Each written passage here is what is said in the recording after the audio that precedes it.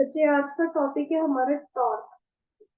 Torque हम कह सकते हैं जैसे लीनियर मोशन जब हम कर रहे थे। लीनियर मोशन में जो भी हमारा मोशन था किसकी एप्लीकेशन पे कॉज होता था, या मोशन किसकी एप्लीकेशन पे रुक जाता था, रेस्ट पे आता था, दैट वाज फोर्स। है ना? उसमें हम फोर्स कहते थे। जब हम सर्कुलर मोशन की या रोटेशनल मोशन की बात करते हैं, उसमें मोशन कॉज करना या जो मोशन ऑलरेडी में है सर्कुलर और रोटेशनल जो ऑलरेडी मोशन है उसको स्टॉप करना, तो उसके लिए जो हमारे पास फोर्स ऑफ एप्लीकेशन लगते हैं जैसे फोर्स। ठीक है। अब टॉर्क के कुछ ऑल्टरनेटिव है जिनको हमारे लिए याद रखना बहुत जरूरी है। Those alternatives are moment of force. Moment of force ये इसका ऑल्टरनेटिव नेम है। इसके अलावा इसको हम क्या कहते हैं? Turning effect of force. ठीक है। अब अगर हमें इसको आसान भाषा में बोले, जो हमारे घर में दरवाजे लगे होते हैं इस तरह से, है ना? ये इस तरह से मेरे पास ये दरवाजा लगा हुआ है। ठीक? तो यहाँ पर क्या है, हमारे पास कुछ जॉइंट्स होते हैं जिससे ये दरवाजा कनेक्टेड होता है। सीधी सी बात है, जिसको हम हिंज जॉइंट कहते हैं। हिंज जॉइंट क्या होता है? जिससे क्या कोई भी ऑब्जेक्ट है एक पर्टिकुलर एंगल तक मूव कर सकता है। कुछ दरवाजे जो है 180 डिग्री तक मूव कर जाते हैं, बट मोस्ट ऑफ दी अगर हम देखें तो 90 डिग्री तक हो जाते हैं, 80 डिग्री तक, 70 डिग्री तक कहीं घूम जाते हैं। इस तरह से मोशन हो जाता है। राइट? अब देखिए, इस वक्त जो हमारे पास ये फोर्स लगती है इस दरवाजे को खोलने में, ये इसको बंद करने में, ये हिंज पे टर्न कर, अपने हिंज पे टर्न कर रहा है। ये क्या है? ये खुल रहा है, बंद हो रहा है, एक्चुअली क्या है? ये दरवाजा टर्न कर रहा है ऑन इट्स हिंज। ठीक है। तो जितने ज्यादा जोर से आप यहाँ से इसको धक्का लगाओगे उतनी ज्यादा वो क्या है, ज्यादा ज्यादा जो है टर्न करेगा, उसका उसका उतनी ज्यादा टर्निंग इफेक्ट आएगा। टर्निंग इफेक्ट की उतनी ज्यादा उसकी टॉर्क आएगी। ठीक है। इवन दो अगर हम बिल्कुल यहाँ से फोर्स अप्लाई करते हैं तो इजीली ये मूव हो जाएगा। अगर आप यहाँ से फोर्स अप्लाई करोगे हिंज जॉइंट के पास से, उसको खोलना उसको बंद करना मुश्किल हो जाएगा। है ना? क्योंकि जो हमारे पास टॉर्क या टर्निंग इफेक्ट लगता है वो उतना ही ज्यादा होगा जितना हम उसकी रोटेशन से दूर जाएंगे। अब इसमें रोटेशन इस पॉइंट से करनी है। अगर हम इस पॉइंट के करीब ही यहीं पे तो इसकी रोटेशन होनी है, यहीं से अगर हम फोर्स लगाएंगे तो टॉर्क भी है, ये टर्निंग इफेक्ट नहीं। जितने ज्यादा दूर हम जाएंगे उतने ज्यादा की हमारे पास टर्निंग इफेक्ट आएगा, यानी कि यहाँ पर। ठीक है। तो टर्निंग इफेक्ट ऑफ फोर्स, जिसको मोमेंट ऑफ फोर्स ये टॉर्क कहते हैं, ये दो चीजों के ऊपर डिपेंड करता है। सबसे पहले मैग्नीट्यूड ऑफ फोर्स, ये भी एक तरह की फोर्स है। दूसरा है perpendicular distance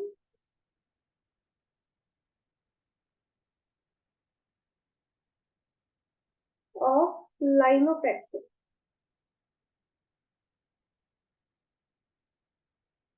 of force from the axis of rotation. ठीक है। अब परपेंडिकुलर डिस्टेंस जो मैं कह रही हूँ, यहाँ पे देखिए हमारे पास एक्सिस ऑफ रोटेशन क्या है? ये है मेरे पास एक्सिस ऑफ रोटेशन। ठीक है। इसके परपेंडिकुलर डिस्टेंस पे अगर मैं कहूँ तो ये चीज है। राइट? तो ये मेरे पास लाइन ऑफ एक्शन चल रही है, यहाँ ये सारी लाइन ऑफ एक्शन है। मैं यहाँ से कहीं से भी अप्लाई कर सकती हूँ, बड़ी इजीली ये मूव कर जाएगा। यहाँ पे भी कर सकती हूँ, यहाँ पे भी लाइन ऑफ एक्शन चल रही है मेरी, है ना? तो ये जो परपेंडिकुलर डिस्टेंस आ गया from the line of action of from the axis of rotation, इसको हम क्या कहते हैं? मोमेंट आर्म या लीवर आर्म, क्या है ये? परपेंडिकुलर डिस्टेंस, यानी कि ये आर, जितना ज्यादा ये आर की वैल्यू हम उठाएंगे उतना ही बढ़िया हमारे पास टॉर्क आएगा। तो इस चीज को अगर हम देखें ध्यान से, सबसे पहले तो जो हमारे पास टॉर्क होता है उसका सिंबल क्या है? सिंबल है इसका टाउ, TAU, टाउ। ठीक है, अब ये जो टॉर्क है किसके ऊपर डिपेंड करता है? Magnitude of force.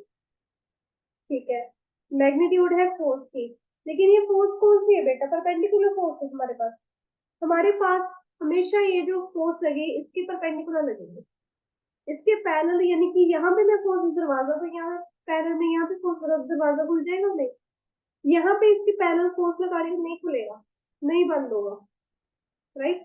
यानी कि टॉर्क में पैरेलल फोर्स का तो हमारे पास कोई काम नहीं है, तो परपेंडिकुलर फोर्स लेंगे यहाँ पे, फोर्स तो परपेंडिकुलर एक्ट कर रही है, टाइम्स के परपेंडिकुलर डिस्टेंस कितना है? आर। परपेंडिकुलर डिस्टेंस जिसको मोमेंट आर्म या लीवर आर्म कहते हैं, इस चीज का ध्यान रखना। ये जो आर है ये क्या है? मोमेंट आर्म या लीवर आर्म। अभी टर्निंग इफेक्ट जो है और किन किन चीजों से प्रभावित होता है? जैसे कि amount of force, amount of force apply, कितनी अमाउंट में फोर्स अप्लाई की है, ये मैंने पहले ही बताया था, जितनी ज्यादा जोर से आप दरवाजे के ऊपर फोर्स उतना ज्यादा जल्दी वो घूमेगा, उतना ज्यादा जोर से घूमेगा। जैसे कि पुरानी मूवीज में वो छोड़ो, CID में दिखाते थे, दया दरवाजा तोड़ो, तो टांग मारता था यहाँ पे, पूरे फोर्स से वो टांग मारता था अपनी, जब जैसे वो लात मारता था वो दरवाजे के झट से पटक करके घुसता था। अमाउंट ऑफ फोर्स अप्लाई, तो जितनी ज्यादा फोर्स अप्लाई करोगे उतना ही ज्यादा मेरे पास टर्निंग इफेक्ट यानी कि टोल आएगा। फिर है लोकेशन, ये भी मैं आपको पहले बता सकती हूँ। लोकेशन यहाँ पे लगाओगे नो, यहाँ पे लगाओगे यस, बिल्कुल, यहाँ पे फोर्स लगेगी तो हमारे पास आएगा। ठीक है, तो लोकेशन को मैं ये कह सकती हूँ मोमेंट आर्म या लीवर आर्म। ठीक है, तो जितना ज्यादा आर उतना ज्यादा मेरे पास होगा। Now the third thing is angle eight which the force is applied. अब इसके लिए ना मैं इजी एग्जाम्पल उठाती हूँ। इजी एग्जाम्पल क्या है? मेरे पास एक नेल है, ठीक है, जिसको मैं एक, जो नेल होल्डर होता है उसके साथ मैंने पकड़ा हुआ है, तो उसको मैं इस डायरेक्शन में ऐसे घुमा रही हूँ, ऐसे इस तरह से इसके ऊपर ऐसे फोर्स लगी, यहीं से घुमाऊंगी, फोर्स यहाँ से लगेगी, यहाँ से नहीं, यहाँ से लगेगी तभी ये इस डायरेक्शन में ऐसे घूमेगी, है ना? तो जैसे कि मैंने यहाँ पे फोर्स लगाई, तो देखिए ये तो फोर्स ये होगी, टर्निंग इफेक्ट तो फोर्स का इस तरह से आएगा ना, परपेंडिकुलर, राइट?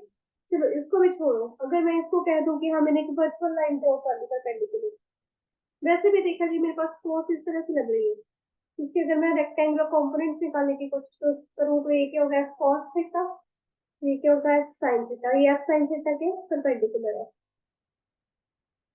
ठीक है, अब एक चीज और ध्यान देखो, मैंने कहा था पैरेलल का यहाँ पे कोई काम नहीं है, ये जो एफ कॉस थीटा है इसके पैरेलल लग रही है, यहाँ पर मेरे पास ये एफ कॉस थीटा है, पैरेलल लग रही है, चाहे यहाँ पे कह दो इस तरफ लग रही है, पैरेलल लग रही है इसके, जब पैरेलल लग रही है, कॉस थीटा है, पैरेलल लगेगा, मान लो थीटा 90 है मेरे पास, यहाँ पे थीटा कितने 90 है, कॉस 90 के जीरो, फोर से जीरो हो जाएगी, पहले तो ये आ गया हमारे पास।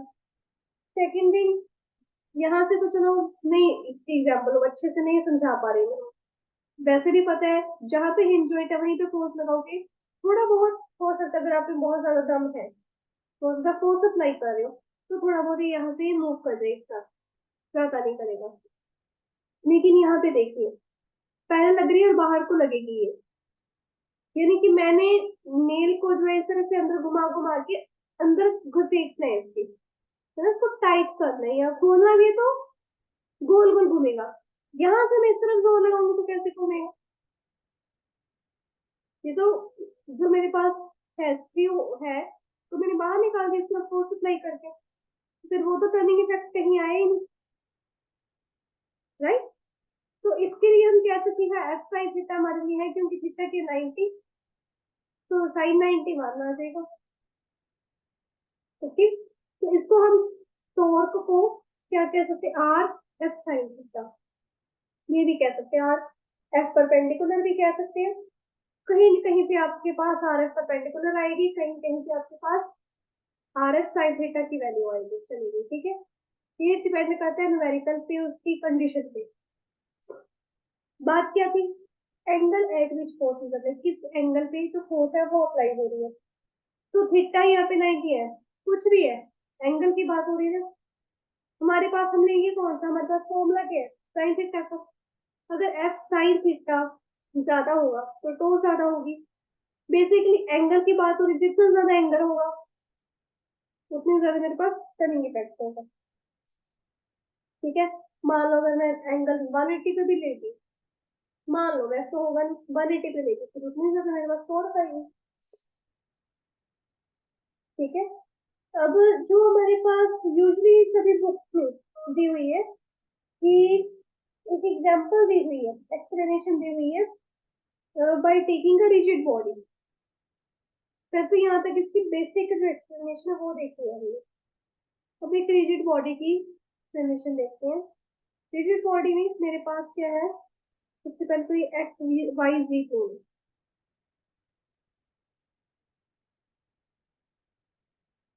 ठीक है। तो मेरे पास क्या है, कि इस तरह से रिजिड बॉडी जो कि यहाँ से क्या है,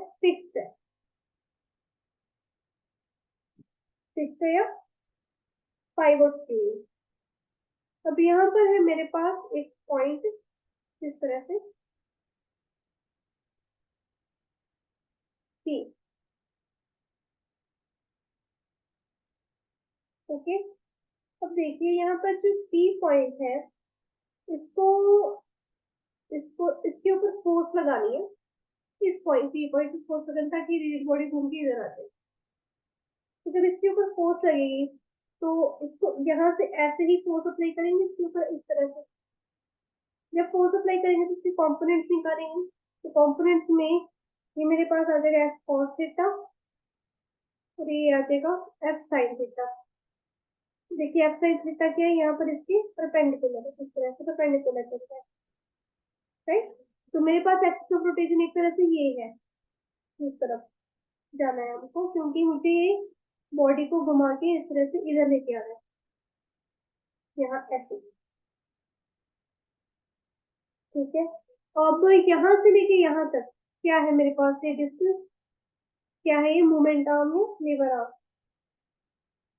ठीक है, अब जो एफ कोस थीटा है यहाँ पर देखिए, यहाँ पर जैसे हमें पैनल का पता चल रहा है, जो एफ कोस थीटा है बाहर की तरफ जा रहा है,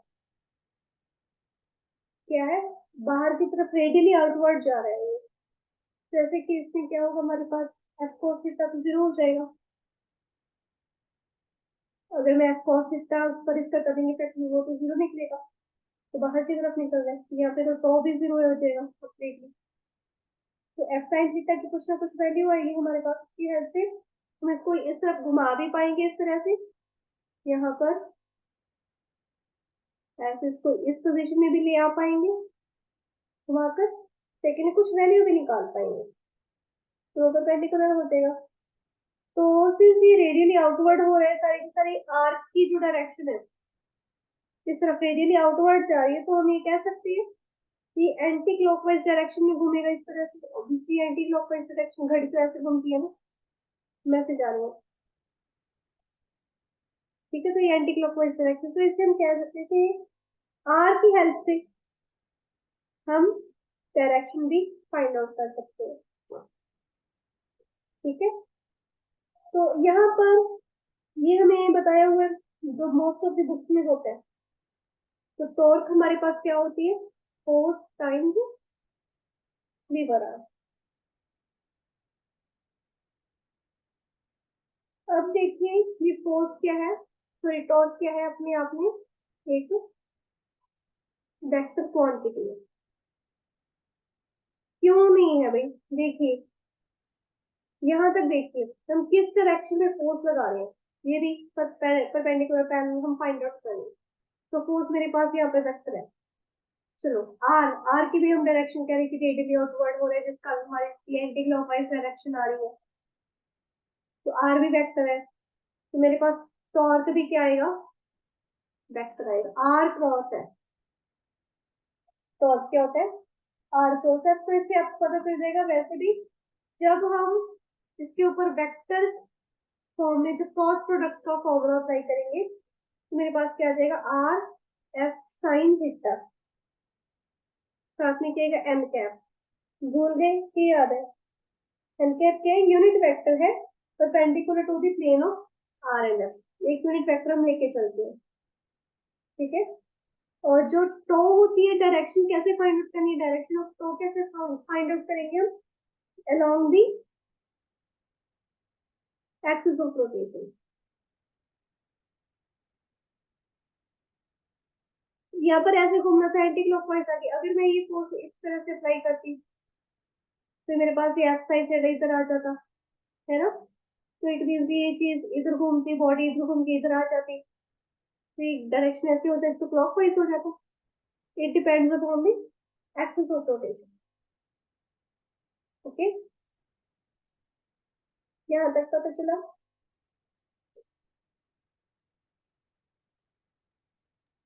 यस मैम। ठीक है, बेसिकली मेरे पास आर क्रॉस एफ है टॉर्क, तो इससे मैं इसकी डायमेंशन निकाल सकती हूँ टॉर्क की। बिल्कुल, एफ की डायमेंशन होती है मेरे पास M L T minus O, ठीक है। आर के एक तरह का डिस्टेंस, चाहे हम उसको मोमेंट आर्म लीवर आर्म कह रहे हैं, पर ये है क्या, एक डिस्टेंस। तो डिस्टेंस की मेरे पास एल होगी, तो टॉर्क की मेरे पास डायमेंशन की आ जाएंगी M L two T minus. Unit क्या है टॉर्क का, यूनिट है क्या है, देखिए यहाँ पर न्यूटन है, एफ के न्यूटन, ठीक है, मीटर। तो यूनिट ऑफ टॉर्क, टॉर्क लिख देते हैं, यूनिट ऑफ टॉर्क क्या है, न्यूटन मीटर। ये कौन सा बेटा, ऐसा यूनिट। सीजीएस में क्या होगा, डाइन सेंटीमीटर, सीजीएस, ठीक है। वन मोर थिंग, अगर मेरे पास जो टर्निंग टेंडेंसी हो फोर्स की वो एंटी क्लॉकवाइज हो, इफ द टर्निंग टेंडेंसी, या लिख रही हूँ, turning tendency of force is anti clockwise, जब ऐसा कुछ हो, एंटी क्लॉकवाइज से क्या आएगा मेरे पास, जो मोमेंट ऑफ फोर्स हो यानी कि जो टॉर्क होगा वो हमेशा पॉजिटिव होगा।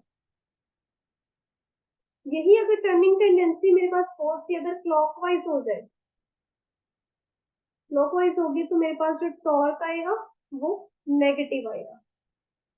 Anti clockwise positive, clockwise negative, ठीक है। इस चीज का आपने ध्यान रखना है, क्लियर। अब इस चीज को पहले प्रूव भी कर लेते हैं, प्रूव करेंगे तो नहीं आ जाएगा।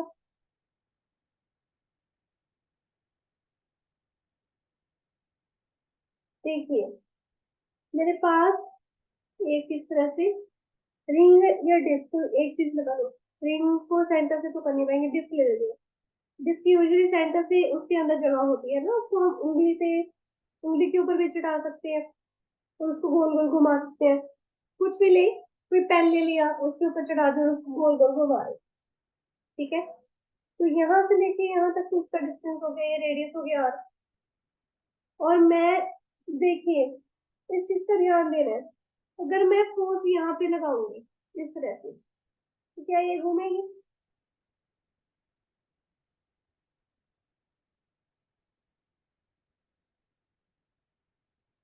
नहीं घूमेगी ना। मैं तो इसके ऊपर ऐसे धक्का लगा रही हूँ, मुझे इसके ऊपर फोर्स इस तरह से लगाना है, ठीक है। तो यहाँ पे हमें ध्यान देखना है, इस चीज का ध्यान रखना है, जो टॉर्क का कंपोनेंट है अलॉन्ग एक्सिस ऑफ रोटेशन, ये सिर्फ टर्निंग इफेक्ट प्रोड्यूस कर सकता है, अब अगर मैं फोर्स यहाँ पे लगा रही हूँ तो यहाँ पे तो मेरी टो जीरो आ जाएगी, ये कौन सा टर्म है?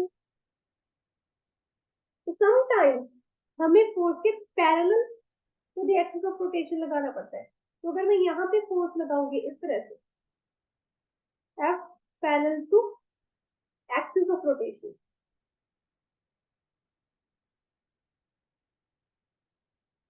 Then force passes to pivot point, ठीक है? उस केस में हमारा जो टॉर्क है सब नॉट इक्वल टू जीरो होगा, और उसकी वजह से जब मैं इस तरह से फोर्स लगाऊंगी इस तरह से घूमेगा, ठीक है? जब इस तरह से डिस्क पे मेरी घूमेगी, मेरी यहाँ पर ऐसे टॉर्क निकल के आएगा, ऑपोजिट डायरेक्शन में होती है, ये दोनों ऑपोजिट डायरेक्शन में होती है, ठीक है? तो इससे मेरे पास टॉर्क प्रोड्यूस हो रहा है, yes, but there is no turning effect, कोई टर्निंग इफेक्ट नहीं आ रहा, ठीक है? तो ये छोटा सा फर्क आ रहा है ये। This is toys long x rotation. देखिए इसको मैं इधर दोबारा ड्रॉ कर रही हूँ, यहाँ पर मैंने बीच में इसको पकड़ा हुआ है, ठीक है? अब मेरी फोर्स जो है इस डायरेक्शन में ऐसे लगी है, इस तरह से गोल गोल घुमाने के लिए। जब ये ऐसे लगी है फोर्स, तो इसका अगर मैं cos थीटा फाइंड आउट करने की कोशिश करूँ तो मेरे पास cos थीटा है, कंपोनेंट फाइंड आउट करो। तो सिंस ये ऐसे लगी है, इसका थीटा इस तरह से जा रहा है, ठीक? तो ये नहीं आएगी, फिर ये तो टेढ़ा बन रहा है ना हमारा, ये नहीं आएगी, हमारे पास आएगी इस तरह से आएगी, ये आएगी cos थीटा, ये जैसे साइन थीटा इधर आएगी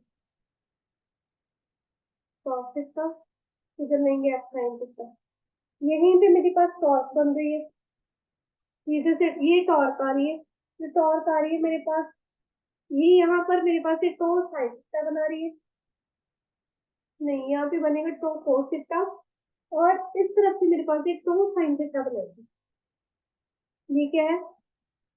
एक्सिस ऑफ रोटेशन।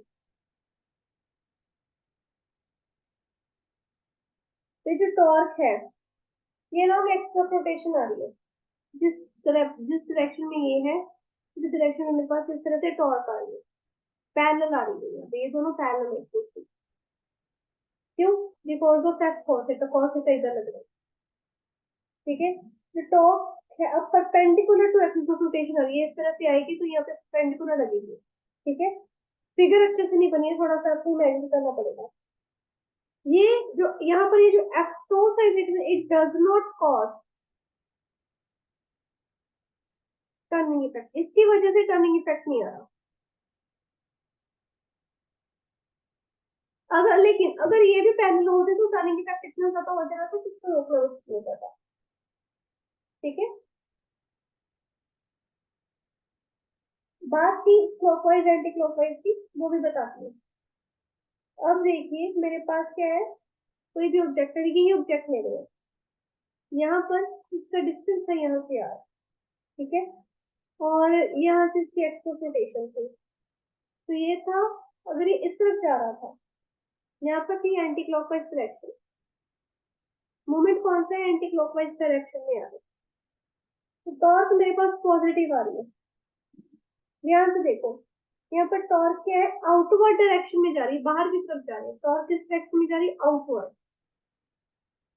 जब ये आउटवर्ड होगी, यानी कि अगर मैं स्क्रू रोल हूँ, मेरे पास क्या आर क्रॉस एफ होता है ना, टॉर्क आर से एफ की तरफ जा रही है, आर से एफ की तरफ, ये इधर आर एफ इधर जा रही है, या मान लो मैंने एफ इस तरह से लगाया है, ये घूम के एफ की तरफ इस तरफ आ रहा है, तो ऑब्वियसली पॉजिटिव आएगा। लेकिन अगर बेटा ये मेरे पास आ रहा है, ये एफ है, या ऐसे लगा लो आर क्रॉस एफ चल रहा है, और ये इस डायरेक्शन में घूम रहा है, क्लॉकवाइज में घूम रहा है, क्लॉकवाइज में घूम रहा है, यानी कि टॉर्क के इनवर्ड आ रहा है, जब ये इनवर्ड आ रहा है, स्क्रू रूल ले रहे हैं, ए क्रॉस बी एफ, अगर ये इसी फॉर्म में चलता हो, जैसे कि A cross B, R cross F को ए क्रॉस बी की तरह लेते हैं, ए टू बी जाएगा तो ये पॉजिटिव होगा, बी टू ए जाएगा तो नेगेटिव होगा, ये स्क्रू रूल कहता है। तो यहाँ से आर से एफ की तरफ जा रहा था, बिल्कुल यहाँ पर क्या क्लॉकवाइज घूम रहा है, इस तरफ जा रहा है, फोर्स तो इधर है ना, ऐसे लगा रहे हैं तो इसको नहीं मानते, इधर फोर्स लग रही है जैसे इसमें लगी, ठीक है। तो ये तो आर, ऐसे तो आर से एक्सिस तरफ जा ही नहीं रहा, इसे ऐसे घूम के फिर आएगा, तो काइंड ऑफ ये क्या होगा, यहाँ पर एफ है, यहाँ पर आर, आर टू एफ हो रहा है, घूमने की डायरेक्शन आर टू एफ हो रही है, B to A, sorry F to R हो रही है, जल्दी से बोल दिया आता है, एफ टू आर हो रही है इस तरह से, तो ये नेगेटिव हो जाएगा, तो आर की वैल्यू नेगेटिव हो जाएगी, क्यों, ये क्लॉकवाइज घूम रहा है। दोबारा बताती हूँ, ये डिस्क है मेरे पास, ठीक है, डिस्क वाले एग्जाम्पल ही दूंगी मैं। ये डिस्टेंस है आर, ठीक है, ये इसकी एक्सिस ऑफ रोटेशन है। क्रियो रूल क्या कहता है, अगर कोई भी फॉर्मूला से ए क्रॉस बी की फॉर्म में, अगर तो वो ए टू बी जा रहा है तो वो चीज है जो है उसकी डायरेक्शन को पॉजिटिव मानी जाएगी, बी टू ए जा रहा है, उल्टा जा रहा है तो उसकी डायरेक्शन नेगेटिव मानी जाएगी, ठीक है। तो मैंने ये क्या किया, ये इस तरह से मेरे पास यहाँ पर एफ आ रहा है, ये मेरे पास एक्सिस ऑफ रोटेशन है। अगर तो चलिए एंटी क्लॉकवाइज, एंटी क्लॉकवाइज यानी कि इस तरह से,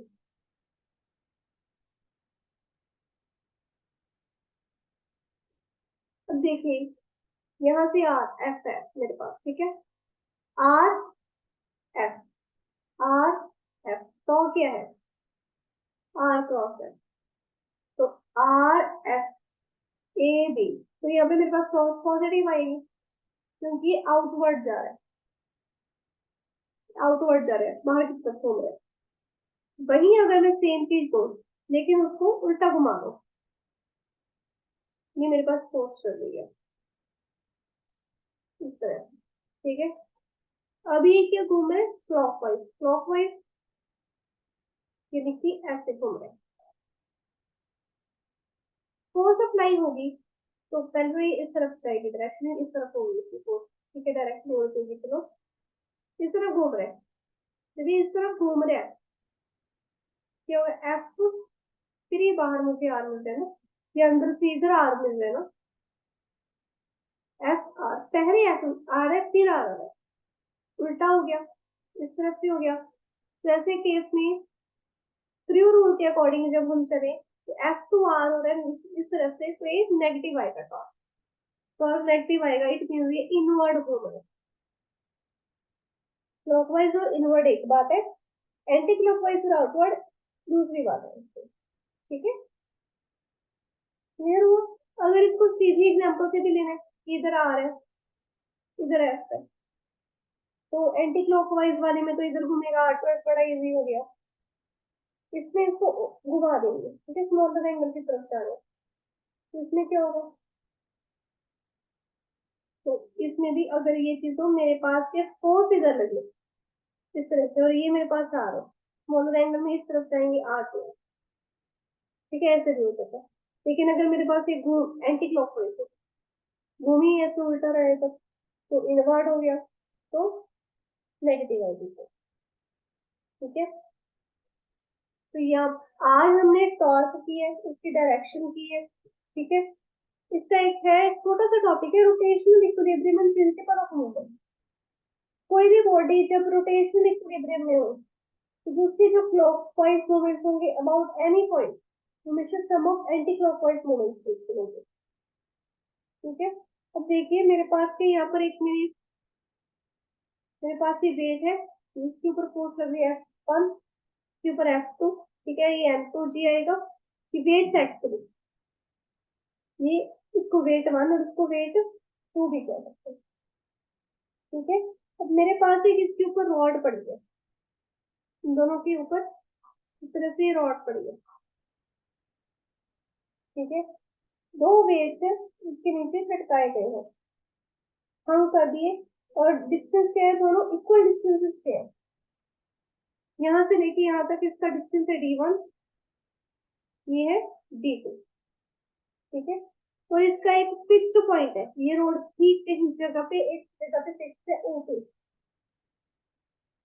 तो यहाँ पे देखिए जो एंटी क्लॉकवाइज मूवमेंट होगा इसमें, यहाँ पर R की जगह पे D1 आ गया, एंटी क्लॉकवाइज मूवमेंट जब लेंगे तो मेरे पास F1 आएगा यहाँ पे, ठीक है, विच इज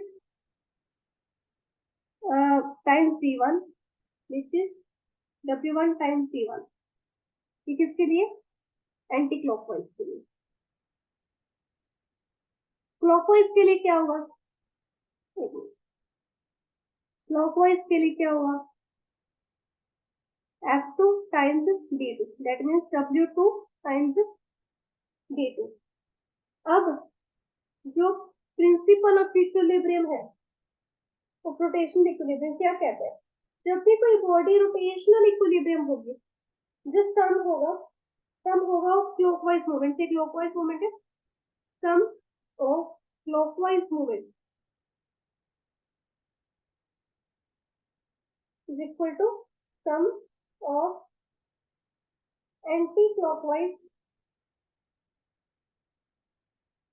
मूवमेंट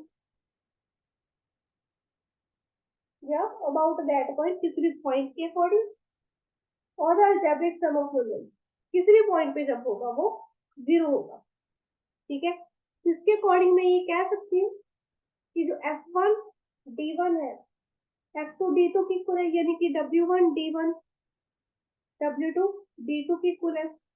W क्या है? एक तरह से लोड है ना, लोड, और D के मोमेंट आर्म, लीवर आर्म। अब यहाँ पर लोड हो रहा है, ये लोड आर्म बन जाएगी, लोड आर्म। जो W2 है वो एक तरह से एफर्ट लग रहा है, क्लॉकवाइज में चला गया ना वो। W2 क्या है? मेरे पास एफर्ट में जा रहा है, एफर्ट टाइम्स एफर्ट आर्म। इसको लीवर प्रिंसिपल बोलते हैं। ये जो चीज मेरे पास आ गई, इसको क्या बोलते हैं? लीवर प्रिंसिपल, ठीक है।